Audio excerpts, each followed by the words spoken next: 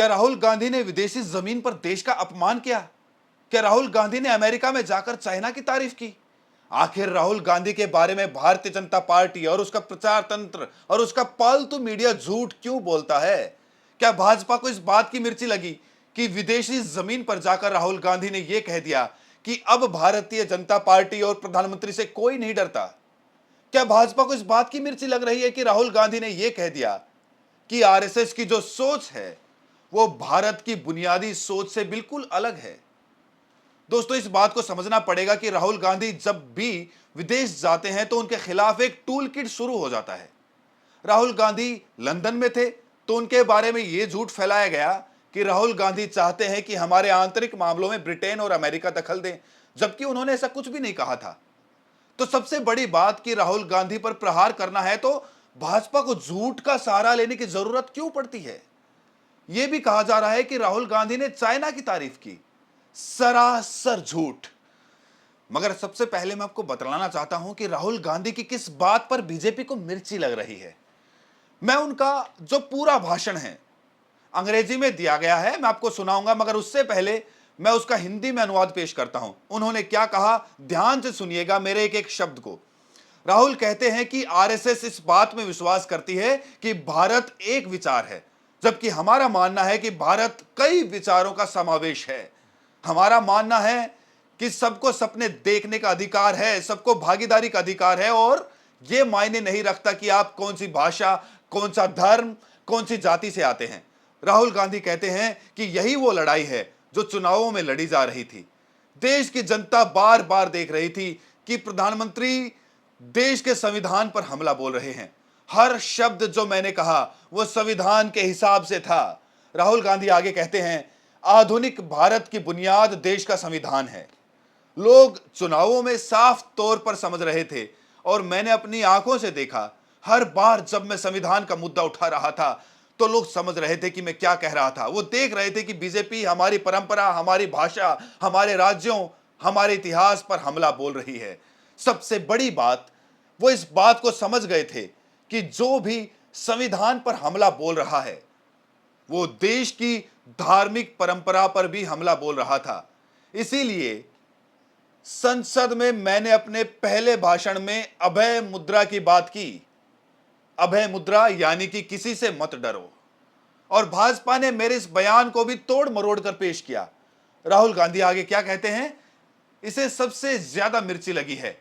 वो कहते हैं कि चुनावों के बाद भाजपा का डर खत्म हो गया है, चुनावों के बाद प्रधानमंत्री का डर खत्म हो गया है, और ये भारी उपलब्धियां हैं। ये कांग्रेस या राहुल गांधी की उपलब्धि नहीं है, हम सिर्फ सतही हैं। ये देश की जनता की उपलब्धि है जो लोकतंत्र की ताकत को मानते हैं, जो संविधान पर हमला बर्दाश्त नहीं करेंगे। सुनिए अब यही बात जिसका मैंने अनुवाद किया, राहुल गांधी ने अंग्रेजी में क्या कहा था। The RSS believes that India is one idea, and we believe that India is a multiplicity of ideas.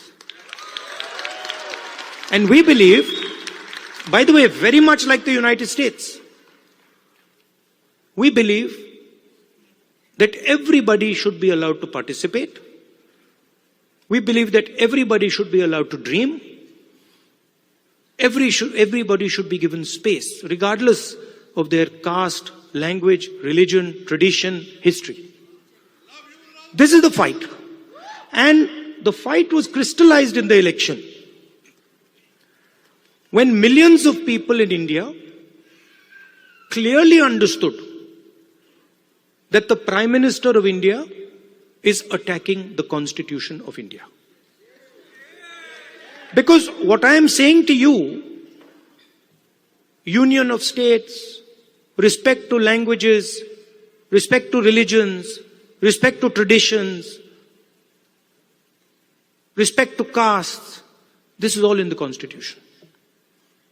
Every single word that I have said to you is in the Constitution. The foundation of modern India is the Constitution. And what people understood in the election clearly, and I saw it happening. When I used to raise the Constitution like this, people understood what I was saying. They were saying that the BJP is attacking our tradition, attacking our language, attacking our states, attacking our histories. And most importantly, what they understood was that anybody who is attacking the Constitution of India is also attacking our religious tradition. Right? And that is why in my first speech in Parliament, you must have noticed, when I described Abhay Mudra, the fact that this is a symbol of fearlessness and it is present in every single Indian religion. You can look, you go on the internet and you can see every single Indian religion. Guru Nanak Ji holds his hand like this. Shiva holds his hand like this. Every single Indian religion, the hand is a symbol of fearlessness. And when I was saying this, the BJP could not stand it. They don't understand. And we are going to make them understand. You see, and the other thing that happened that was very beautiful, that in fact I was amazed that it happened so quickly, was that fear of the BJP vanished, disappeared, gone. And we saw that immediately, within minutes of the election result, nobody in India was scared of the BJP or the Prime Minister of India. So these are huge achievements, not of Rahul Gandhi or the Congress party. We are peripheral. These are huge achievements of the people of India who realized, of democracy, of the people of India who realized that we are not going to accept an attack on our constitution. We are not going to accept an attack on our religion. We are not going to accept. Rahul Gandhi ने एक और खूबसूरत बात की और इसमें उन्होंने सहारा लिया राष्ट्रीय गान का और संविधान का। उन्होंने कहा कि अभी अभी इस सभा की शुरुआत हमने राष्ट्रीय गान से की। राष्ट्रीय गान में कहीं पर भी किसी एक राज्य को श्रेष्ठ नहीं बताया गया है, सभी राज्यों को बराबर बताया गया है। राहुल गांधी आगे कहते हैं कि सब लोग कहते हैं कि भारत और अमेरिका यानी कि भारत और यूनाइटेड स्टेट्स दो बड़े लोकतंत्र हैं। हम में एक और समानता है, यूनाइटेड स्टेट्स कई राज्यों का समावेश है और हमारे संविधान में भी लिखा हुआ है कि India that is Bharat is A union of states. Bharat कई राज्यों का समावेश है। आपको याद होगा दोस्तों, राहुल गांधी के इस बयान को भी तोड़ मरोड़ कर पेश किया गया था।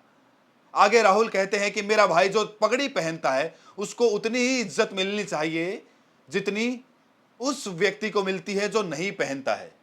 हम ये नहीं कह सकते कि कोई पगड़ी पहनता है तो हम उसे पसंद नहीं करते, कोई तमिल बोलता है तो हम उसे पसंद नहीं करते, कोई तेलुगु बोलता है तो हम उसे पसंद नहीं करते हैं। ये एक ऐसी जंग है जो लगातार लड़ रहे हैं। सुनिए राहुल ने क्या कहा। We started here with the Indian national anthem. And while the national anthem was playing, I was thinking to myself that this song mentions all our states. And it mentions them all equally. It does not start by saying this state is the best, and this state is the second best, and this state is the third best. The song basically describes India as a union of states. Very much like the United States. So often people say, oh, we share the fact that we are the two biggest democracies. But we share another very important fact, that we are both union of states. The United States, whose national anthem we also played, and in our constitution, it's clearly stated, India, that is Bharat, is a union of states. Which means, just like in the United States, no state is superior to any other state. No religion is superior to any other religion. No language is superior to any other language. My brother who's wearing a turban there deserves the same respect as somebody who doesn't wear a turban. We cannot say, look, we don't like him because he wears a turban, and we like him because he doesn't wear a turban. Or, he speaks Tamil, so we don't like him, and he speaks Hindi, so we like him. Or, he speaks Malayalam, so we don't like him. Right? And so Telugu,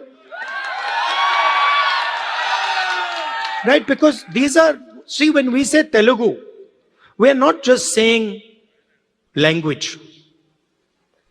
Embedded inside Telugu is history, is tradition, is music, is dance, is food, is everything. So if you say to the people of Andhra Pradesh that, look, Telugu is not as important as Hindi, you're insulting the people of Andhra Pradesh. Because you're saying to them that your history is not important, your tradition is not important, your food is not important, your music is not important, your forefathers are not important. And this is the simple battle that is being fought in India. The RSS believes that India is one idea. And we believe that India is a multiplicity of ideas. And we believe, by the way, very much like the United States, we believe that everybody should be allowed to participate. We believe that everybody should be allowed to dream. Everybody should be given space, regardless of their caste, language, religion, tradition, history. This is the और सबसे बड़ी बात दोस्तों, जिस मुद्दे को लेकर राहुल पर हमला बोला जा रहा है, वो मुद्दा क्या था? ये कहा जा रहा है कि उन्होंने चाइना की तारीफ की। क्या ये बात सही है? राहुल गांधी ने क्या कहा, मैं आपको बताता हूं। राहुल गांधी ने सिर्फ ये कहा कि दुनिया भर में बेरोजगारी की समस्या है, मगर वियतनाम और चीन में नहीं है। क्यों नहीं है? उन्होंने बताया कि एक जमाना था जब दुनिया भर का उत्पादन अमेरिका में होता था, मगर धीरे धीरे ये शिफ्ट कर गया दक्षिण कोरिया और जापान, और अब दुनिया भर का उत्पादन चाइना में होता है। आपके घर में कई सामान में लिखा होता है कि made in China. Rahul Gandhi सिर्फ इतना कह रहे हैं कि मैं चाहता हूं उत्पादन भारत में हो। ऐसे में क्या गलत कह रहा हूं मैं? और सही बात भी है। अगर राहुल गांधी बेरोजगारी की समस्या का समाधान इसके जरिए करना चाहते हैं तो क्या गलत कर रहे हैं? सुनिए उन्होंने क्या कहा और आप खुद फैसला कीजिए कि उन्होंने चाइना की तारीफ की या नहीं की। First of all, let's be clear. Not everywhere on the planet has an employment problem. Okay? The West has an employment problem. India has an employment problem. But there are many countries in the world that don't really have an employment problem. China certainly doesn't have an employment problem. Vietnam doesn't have an employment problem. So there are places on the planet that are not struggling with unemployment. There's a reason. If you look at the United States in the 1940s, 50s, and 60s, they were the center of global production. Anything that was made, cars, washing machines, TVs, all made in the United States. Production moved from the United States. It went to Korea, it went to Japan, eventually it went to China. And if you look today, China is dominating global production.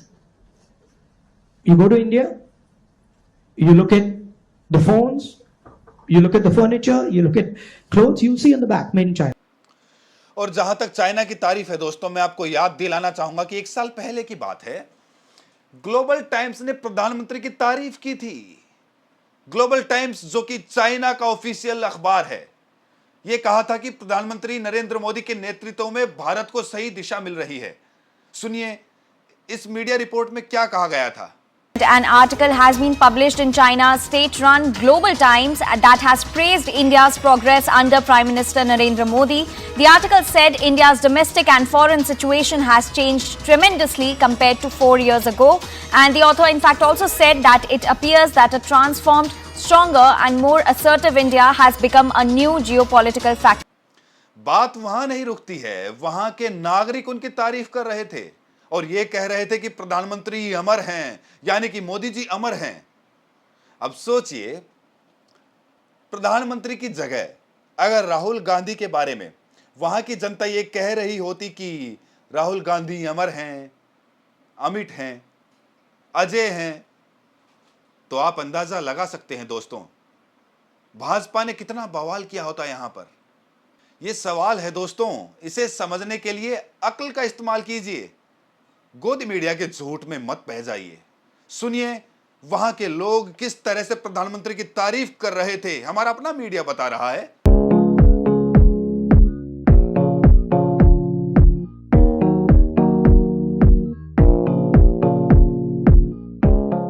Despite the heated India-China border dispute, Chinese netizens adore PM Narendra Modi as Modi Laotian. Modi Laotian translates as Modi the Immortal, a rare complimentary reference to an international leader. और सबसे बड़ी बात, जब नरेंद्र मोदी गुजरात के मुख्यमंत्री हुआ करते थे, तब उन्होंने मंच से खड़े होकर कहा था कि मैं चाइना के साथ समझौता कर रहा हूं और इस समझौते के बाद हमारे गुजरात में लोग मेडल जीतने लगेंगे, खेलों में मेडल जीतने लगेंगे। अब हाल ही में ओलंपिक्स हुआ था, गुजरात की पृष्ठभूमि वाले कितने लोगों ने मेडल जीते, और आप ये जानते हैं कि सबसे ज्यादा पैसा गुजरात को दिया जाता है।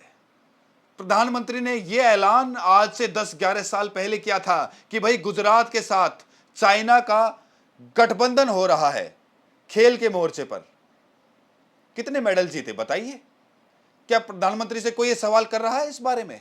रखा चीन के लोगों के सामने कि मैं चीन के साथ मिलकर के मेरे गुजरात में स्पोर्ट्स को और डेवलप करने के लिए काम करना चाहता हूं, मुझे चीन की मदद चाहिए।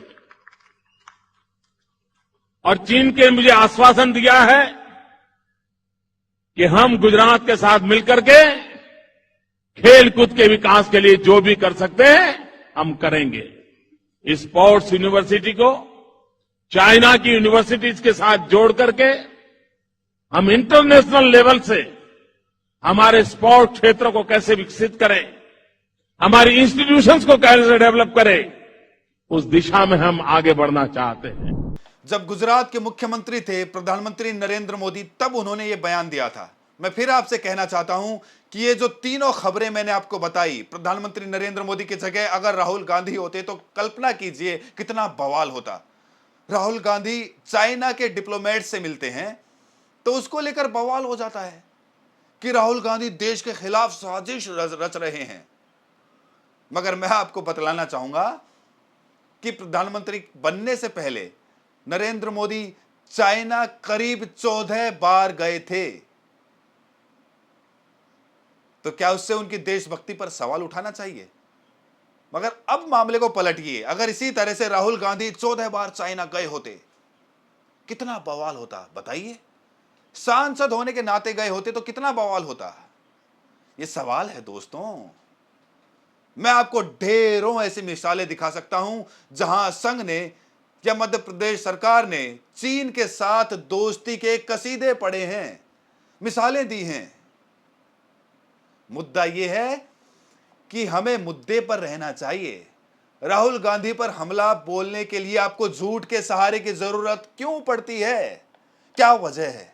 क्यों झूठ के जरिए ही आप हमला बोलते हैं? और ये झूठ आज से नहीं है दोस्तों, याद कीजिएगा, राहुल जब ब्रिटेन गए थे तब उनके बारे में यह झूठ चलाया गया था कि राहुल गांधी ब्रिटेन और अमेरिका से कह रहे हैं कि वो भारत में आकर दखल दें, जबकि राहुल ने स्पष्ट कर दिया था कि तमाम जो मामले हैं वो हमारे आंतरिक मामले हैं, हम इसे सुलझा सकते हैं। सीधा सवाल था कि आप चाहते हैं कि ब्रिटेन और अमेरिका दखल दें? सुनिए राहुल का क्या जवाब था। Gandhi, thank you for your candor and your plain speaking. You've spoken about democracy in trouble. You spoke about it just now. You spoke about it yesterday, and you expressed some surprise at the fact that Western European countries don't seem to have noticed that large chunks of democracy were falling away. So here's my question, two-parter. One, what are you, the Congress Party, but you also the opposition, planning to do about this? And part two, what would you like London, Paris, Berlin, all the other capitals, the governments and the people to do about this? No, look, first of all, it's our problem, right? It's an internal problem. It's an Indian problem. And the solution is going to come from inside. It's not going to come from outside. अब आप बताइए, यहां पर राहुल गांधी ने स्पष्ट तौर पर कहा था कि हमें अमेरिका और ब्रिटेन के दखल की जरूरत नहीं है, मगर फिर भी गोदी मीडिया ने जो जहर चलाया था, जो झूठ चलाया था, आप और हम सब जानते हैं। बार बार राहुल गांधी पर हमला बोलने के लिए आपको झूठ के सहारे की जरूरत क्यों पड़ती है? इतनी असहाय क्यों है बीजेपी? इतनी बेचारी क्यों बनती जा रही है बीजेपी? यानी कि आप संवाद कर नहीं सकते, आप तर्कों पर जवाब नहीं दे सकते, तो आप क्या करते हैं? आप झूठ का सहारा लेते हैं। आप इलेक्टोरल बॉन्ड्स के जरिए जुटाए गए पैसे के जरिए ब्राइब करते हैं। आप एजेंसीज के जरिए लोगों को डराते हैं, चाहे वो पत्रकार हो, चाहे वो विपक्ष हो। क्यों? क्या वजह है?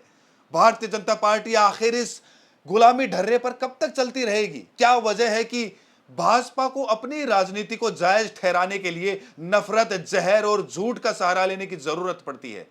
मैंने बाकायदा आपको प्रमाणित किया है। मैंने आपको सुनाया कि राहुल गांधी ने अमेरिका में क्या कहा। राहुल गांधी के बयानों से इसीलिए मिर्ची लगी है क्योंकि राहुल गांधी सीधा प्रहार आरएसएस पर कर रहे हैं। राहुल गांधी ने यह कहा है कि अब मैं प्रधानमंत्री मोदी या बीजेपी से नहीं डरता। तो उन्होंने ये बात कही, तो इसमें क्या गलत कहा? क्या यह देशद्रोह है? राहुल गांधी अगर ये कह रहे हैं कि अगर चाइना में उत्पादन हो रहा है और मैं चाहता हूं कि भारत में ऐसा हो, तो इसमें क्या गलत है? अगर देश का बेरोजगार और उसकी बेरोजगारी इससे दूर हो सकती है, इस सोच से, इस मॉडल से, तो क्या गलत है इसमें? ये सवाल हैं दोस्तों, सवालों पर बने रहिए। आपको कोई भी झूठ का पाठ पढ़ाए उस पर विश्वास मत कीजिए। राहुल यादव को दीजिए इजाजत। नमस्कार।